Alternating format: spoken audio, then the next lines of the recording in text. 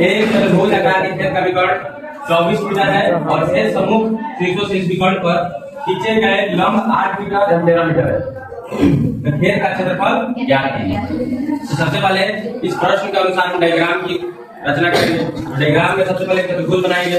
चतुर्भुज में विकर्ण जो है 24 मीटर का है, तो AC जो है विकर्ण हम बनाए हैं जो आपका 24 मीटर का है और जो दो शेष शीर्ष बच रहा है उससे आपको इस विकर्ण पर लंब खींचना है, यानी कि ये D और B ये दो शीर्ष बच रहा है। तो इससे जो है हम क्या करेंगे, विकर्ण पर लंब खींचेंगे। जो पहला है 8 मीटर और दूसरा है 13 मीटर। तो कह रहा है कि इस खेत का क्षेत्रफल ज्ञात है।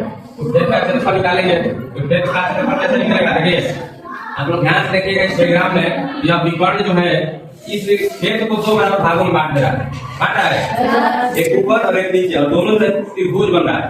दोनों क्या बन रहा है, त्रिभुज। मान लीजिए इसका इस त्रिभुज का क्षेत्रफल और नीचे वाले त्रिभुज का क्षेत्रफल, दोनों का क्षेत्रफल निकाल दिया जाए और लास्ट में दोनों को जोड़ दिया जाए तो इस खेत का क्षेत्रफल निकाल जाएगा कि नहीं, निकाल जाएगा। त्रिभुज में कहते हैं कौन सा त्रिभुज, ACD का क्षेत्रफल तो क्या होता है 1/2 गुणे आधार गुणे ऊंचाई।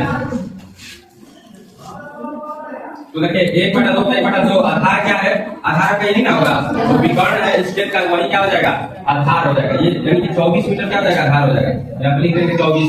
ऊंचाई क्या है जी, जो लंब डाला गया है विकर्ण पर वही आपका क्या हो जाएगा, ऊंचाई हो जाएगा। लंब का मतलब ही होता है ऊंचाई, इसलिए यहाँ पे ऊंचाई हो जाएगा 13 गुणा करते हो जाएगा 156 मीटर स्क्वायर।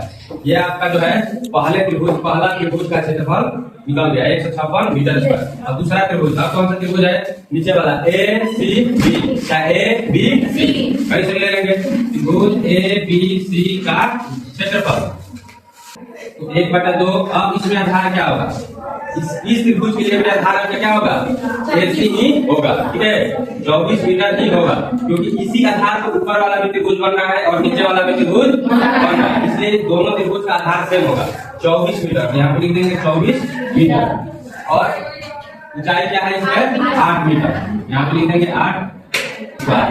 अब लास्ट में इस खेत का क्षेत्रफल निकालना है, यहाँ पे लिख देंगे खेत का क्षेत्रफल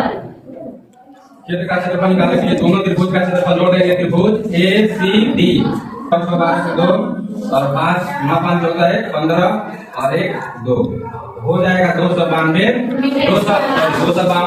मीटर स्क्वायर। देखिए कितना दे रहा है, 13 यानी कि आपका सही।